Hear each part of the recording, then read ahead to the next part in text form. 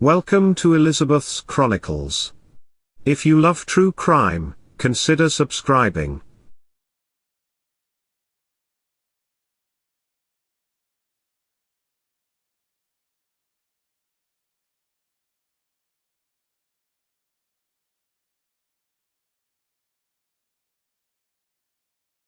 Ronald Gene Simmons was born on July 15, 1940.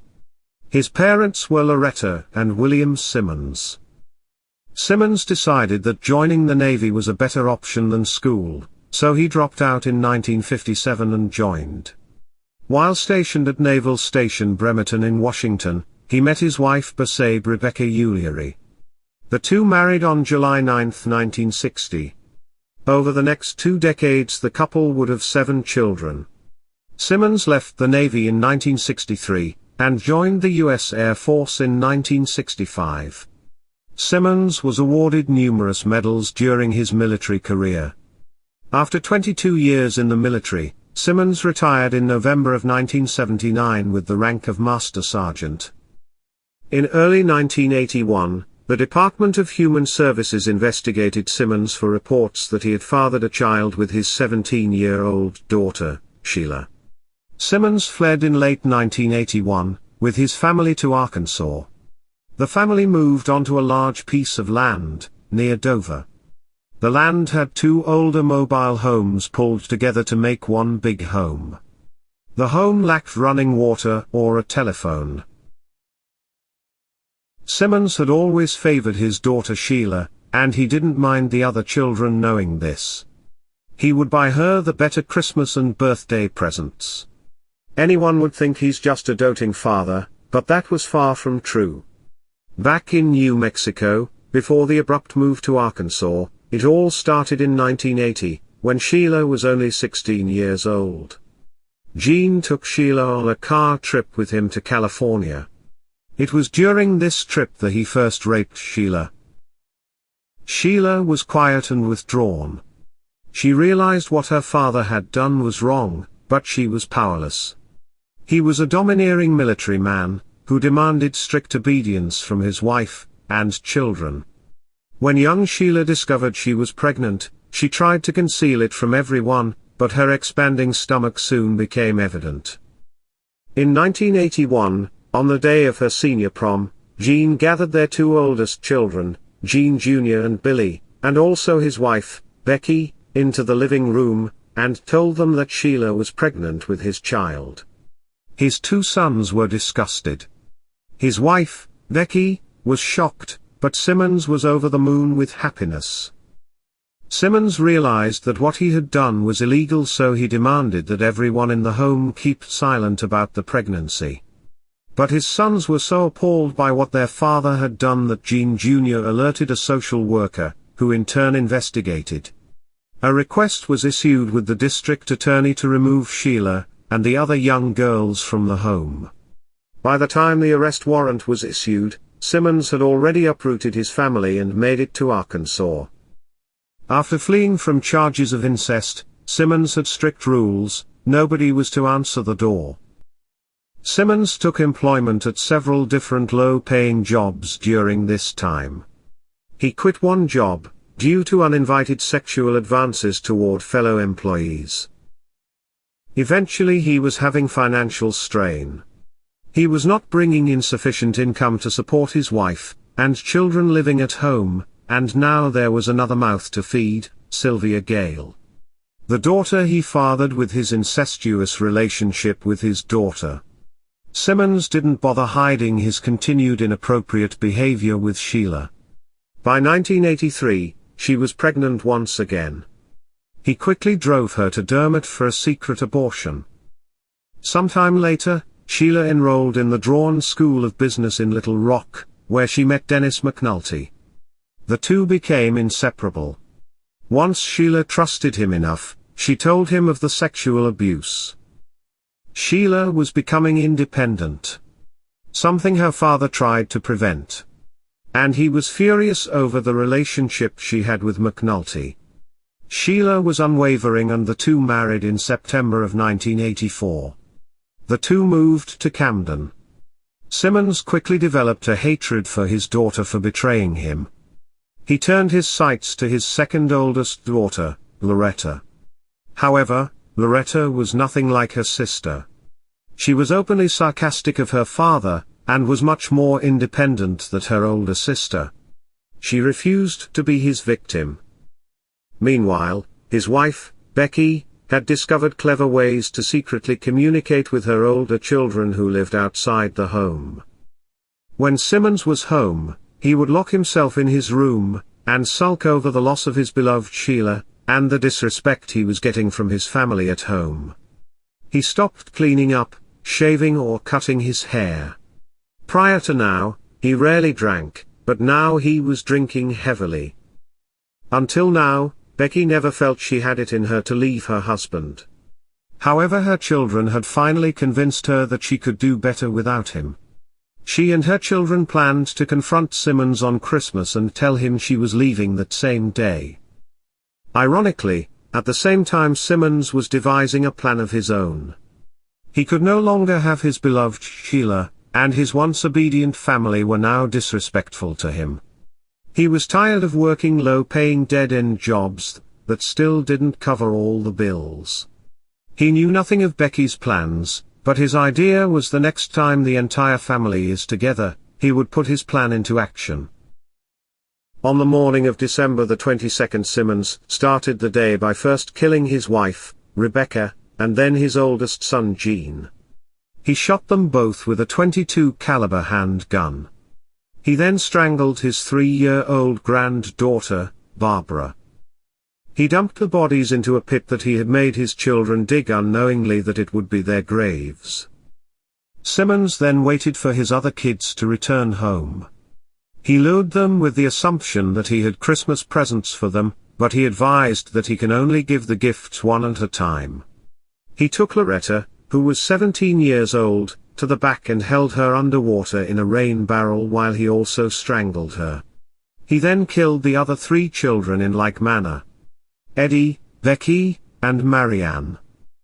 Simmons knew that his older daughter, Sheila, and the remaining members of the family would be arriving soon for their Christmas visit, so he waited. On December 26th, he first shot his son, Billy, and his wife Renata as they entered the home. Then he turned to their 20-month-old son, Trey, and strangled him while also holding him underwater. He then turned his attention to Sheila, the daughter he had sexually abused. He shot her, then her husband, Dennis McNulty. Once he was sure they were dead, he turned to his daughter he had fathered while abusing his Sheila. He strangled 7-year-old Sylvia Gale. And lastly, he strangled Sheila and Dennis's 21-month-old baby boy, Michael. Simmons lined the bodies in a perfect row in the lounge. He covered all the bodies with coats, except Sheila. He used a beautiful tablecloth to cover her body with. The 2 grandsons he wrapped in plastic wrap and tossed into old cars parked at the end of their driveway. Once he was done with the killings, he went to the local bar and had some drinks, then returned back home and drank beer while watching TV up until the next day. 2 days after murdering the last of his family, he drove into Russellville, and entered a law office. He shot and killed the receptionist, that he had previously been infatuated with but she had turned him down, named Kathy Kendrick. Simmons was not done with his killing just yet. He decided to enter an oil company office, where he shot J.D. Chaffin, and wounded owner, Rusty Taylor. He then drove to a store where he had been employed before. He wounded 2 more people there. After that, he drove to the Woodline Motor Freight Company. There he shot a woman, wounding her. He then sat down in the office and started chatting with a secretary while waiting for the police to arrive. He told her, "I've gotten everybody who wanted to hurt me." Once they arrived, he handed over the gun and turned himself in without any altercation. Ronald Gene Simmons was charged with 16 counts of murder. He was ultimately found guilty of all charges. He was sentenced to death. Simmons proclaimed in court that anything short of the death penalty would be cruel and unusual punishment. He refused to do any appeals. Simmons had to be removed from the general population on death row, due to threats. The other prisoners felt that because he would not appeal, it was damaging their chances of winning their own appeals. Ronald Gene Simmons died by lethal injection on June 25, 1990. His body was unclaimed, so he was buried in a potter's field.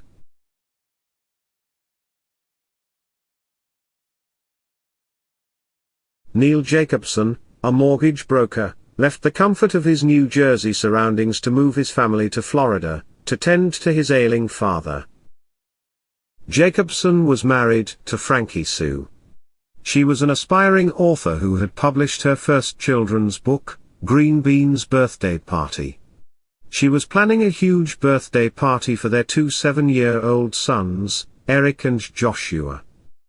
The couple owned their 5,000-square-foot home in Wellington, and 3 condos in Palm Beach County. However, the couple held mortgages, totaling more than $1.3 million on 3 of the properties. The one and only condo that was paid off had a lien that was placed on it from the Homeowners Association, for unpaid fees. The taxes on all 4 properties totaled over $17,000 per year. After moving to Florida, in 2007, Jacobson gave up his mortgage brokerage business, and began trying to fund other ventures. In 2008, Jacobson visited 67 counties, and 405 municipals, handing out letters he had written, pitching his plan. He wanted people to become enthusiastic about creating special zones, to draw in alternative energy businesses. His idea was to build a park full of such businesses.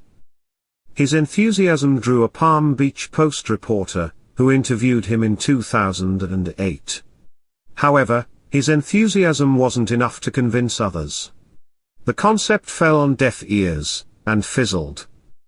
Jacobson's friend, and former business partner, Eric Dallas said Jacobson was a man with big ambitions. He said that Jacobson had been to China recently looking for big investors for mining gold there.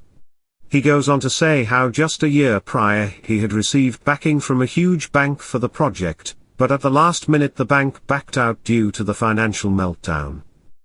With no big investors to back his big venture, he was struggling to recover financially.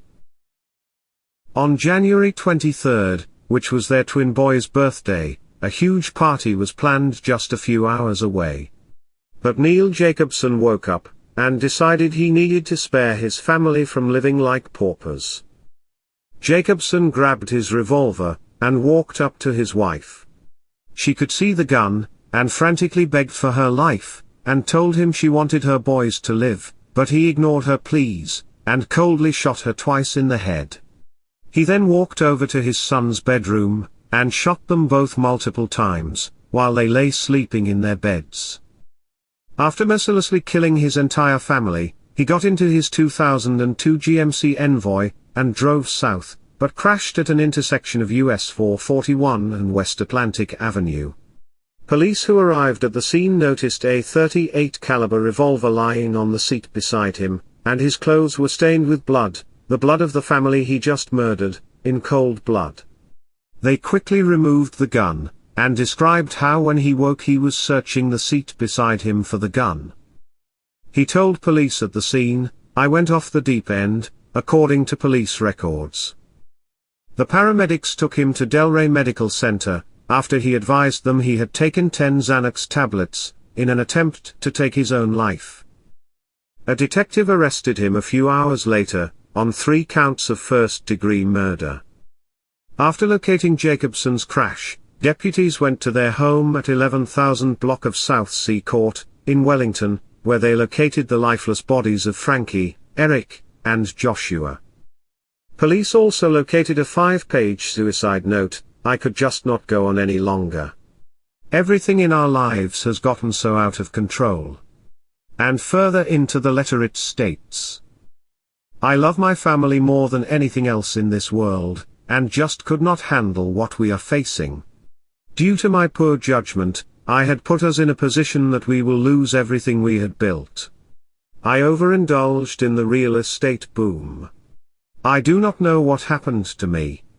There is no way my family will be able to recover, and they are looking at being destitute. I cannot allow, or live with this. I am quickly dropping weight, and sliding farther down. I cannot sleep, as the anxiety is eating me alive. I am embarrassed, and ashamed of what I have done, and taking your own life is bad enough, but taking that of your own flesh and blood, is an act that cannot be understood. Jacobson took full blame for their financial hardships, and admitted to forcing his family to leave their perfect lives in New Jersey, so he could chase a life he felt was owed to them. He estimated in the letter that their net worth went from $2.2 million to being in debt $2.3 million, all in under 5 years. Jacobson later said, "I myself cannot understand how I can possibly commit such an act, but I can only say, I was desperate not to have my family suffer over so many years to come."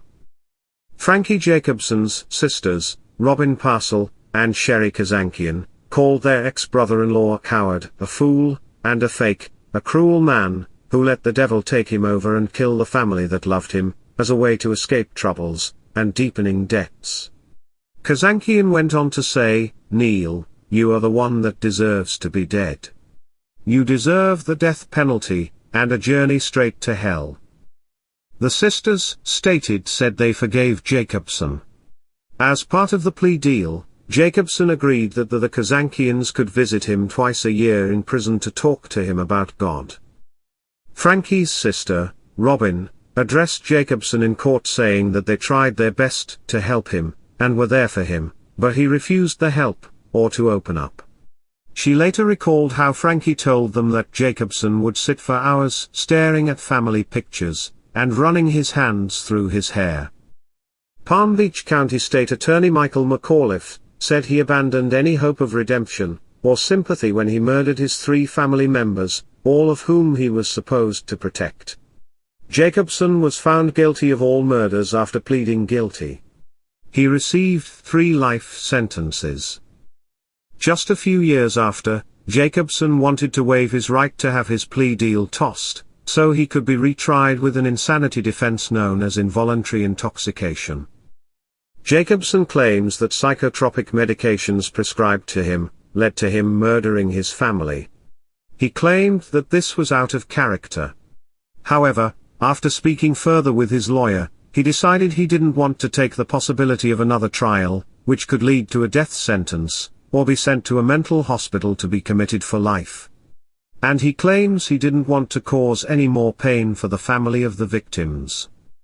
He says that he still believes that the prescribed antidepressants and anti-anxiety drugs caused him to turn into a murderer. Neal Jacobson will spend the rest of his life behind bars, serving out his 3 life sentences. Ronald Gene Simmons demanded respect from his family, even though he had never shown them any. He was a selfish, abusive man who only thought of himself. In the end, his family wanted to be free to start over fresh. He was not going to let that happen. So he eliminated the whole lot of them. In his sick and twisted mind, people were there for him, and when they were no longer a pawn in his abusive schemes, then they were no longer worthy of life. He wiped out every trace of his seed, even the grandchildren. He welcomed the death sentence and refused to appeal. Neal Jacobson was a millionaire, with a beautiful family, but that was not enough. He drained the family coffers, and his family paid the ultimate price for his failed ventures. He made a half-hearted job at killing himself, and later proved he didn't really want to die with avoiding the death penalty, refusing to push for a second trial, fearing it may result in death. A courtesy he didn't show his wife or sons. That concludes this episode. Keep your eye out for Volume 7, coming soon. If you enjoyed this video, consider subscribing.